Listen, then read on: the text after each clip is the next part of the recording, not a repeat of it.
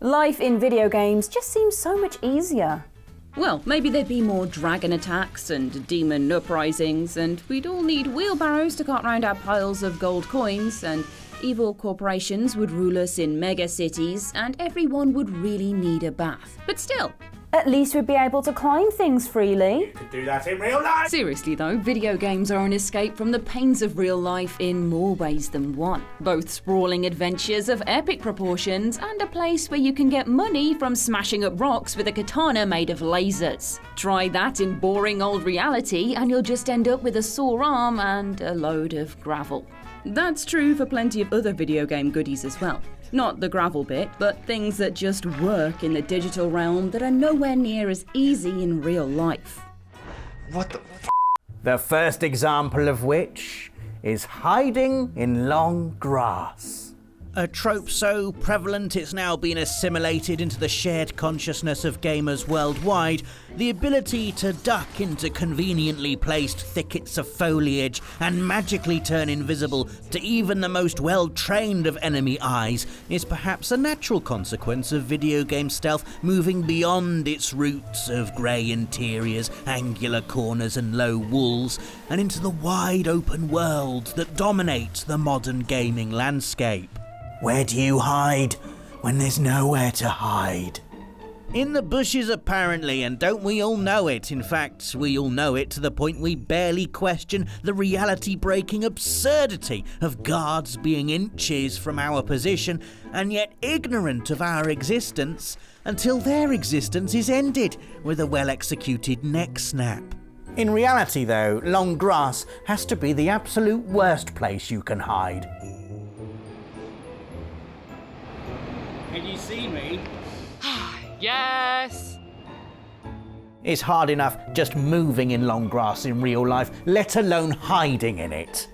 Probably best to go back to not thinking about this too much and just enjoy feeling like a stealth master simply because you're crouching in a clump of weeds. Do you know what I've wanted to do since I was a kid? Double jump.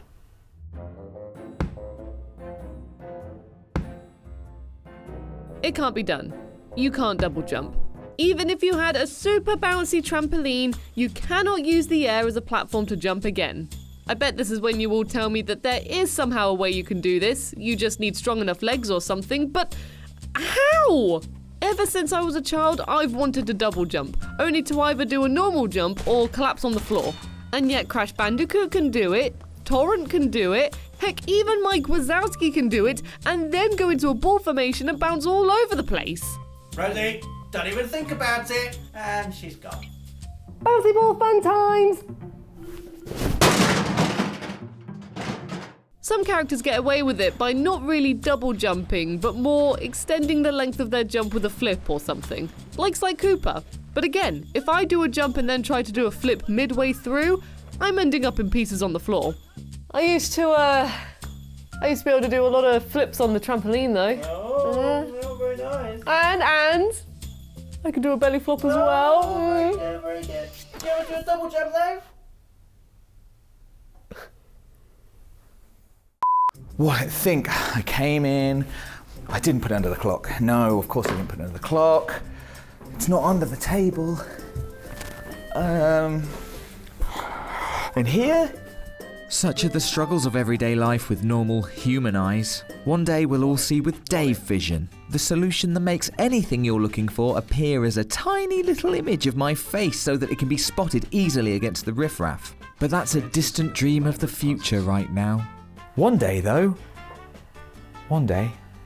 Where in reality finding things like car keys or passports or even your own glasses can feel like a near impossible task, especially when these key items are surrounded by all the other junk in your life, video games make short work of locating anything you need with all sorts of handy tricks. Flashing auras, quest markers, highlights picked out in special ghostly, eagle-eyed modes, all these environmental hints make the often painful task of digging out important collectibles that much easier. The reality has a lot more wandering around aimlessly before finally finding your misplaced wallet wedged down the back of the chair you've already checked 3 times. Wait, could it be? Oh, come on. That's it. I'm patenting Dave Vision. Look, right, forget about all of the stealth and double jumping and all that cool stuff. I do not want any of that. What I want is the bladder of steel. Video game characters are never bogged down with the bothers of, Expulsion. In fact, most of the time spent in video game toilets is not because your player needs the loo, but because there's usually loot in there. It's become second nature to check out every bathroom you come across to see what goodies are in there, completely ignoring the very human urge to, spend a penny. You're more likely to gain a penny in a video game toilet. Armour, health, ammo, collectibles, everything you could want can be found with a quick fish around the cistern. That's not to mention all the interactive features they stick in there, so you can run the tap and flush the empty stall like a water-wasting fool. Bathrooms are playgrounds in these things. Are protagonists' jammed up bowels just a joke to you, video games? There are occasions when you need to use the toilet, like the quest in Mundawn, where poor Curdin uses the bathroom only to be joined by a horrible straw monster. But that was the first time in about 3 days. Just imagine everything you could get done if you weren't locked in a bathroom every day for hours on end. Hours? Next entry. You know what's really easy in video games? Lockpicking.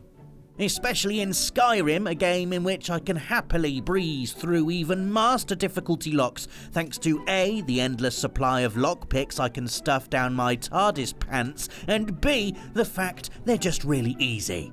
Put in pin, wiggle it about a bit, and hey, thank you very much for the cabbage, 5 potatoes and potion of fortifying enchanting you were inexplicably hiding in your bedside cabinet. And most video games are like this, you know, no one wants lockpicking to be anything other than a fun side hustle. Do they, Kingdom Come Deliverance? Because games are there to empower us, to make us feel far more capable than we are in boring, clumsy real life. Because in boring, clumsy real life, the only thing I can reliably pick is that scaly, dead skin on my feet. Oh, satisfying. Next up, packing your bags. Now I should clarify. I'm not referring to that notorious gaming trope of characters carrying hundreds of items in their physics-defying Mary Poppins pockets. No, I simply mean packing your bag so neatly that everything comes out of it good as new. Take Leon Kennedy, for example, the king of tidy packing. He's so good, he can chuck in tons of ammo and not a single bullet goes missing, put loose herbs in his case and not one of them gets crushed by his weaponry. He can even put an egg in there, the most breakable food item in the world, and not only does it stay fresh enough for him to eat, it doesn't make a mess on any of his equipment either. You can guarantee if I shoved an egg in with all of my herbs, the results would be rotten. Oh, I need to heal. Oh, maybe I'd rather just die. Or here's another example. Lara Croft. The fact she has this teeny tiny bag filled with guns is mind-blowing enough, but how have her sunglasses never snapped whilst being surrounded by all of this? This is my 4th pair in the last few years. Then again, I do keep them in this little sleeve in my bag, so maybe this is more of a me problem. You know when you accidentally fumble what was going to be a really cool move and fall in such a way that you should break every bone in your body, but inexplicably come out completely unscathed? Oh, that reminds me. Rosie, how are those flips going? Anyway, that rare stroke of luck when you manage to pull off something entirely dumb the human body shouldn't go through is replicated 10 times over in video games. Jumping off sheer cliff faces and skyscrapers can be managed with a little wince and walking it off, or chowing down on a fistful of freshly harvested herbs and feeling right as rain straight afterwards. In reality, you'd probably snap like a toothpick and then spend months in recovery. But that sweet spritz of medical spray sorts you out no problem in the wonderful world of video games. The herb thing also doesn't work out half as well as games make you think it's going to. Trust me, I know. Ugh, I was wondering how the peace lily got teeth marks in it. What other gaming experiences just do not translate to real life? Let us know in the comments below. As always, this has been PlayStation Access. Don't forget to subscribe and hit the notification bell for more PlayStation goodness, and we'll see you again very soon. Thanks for watching.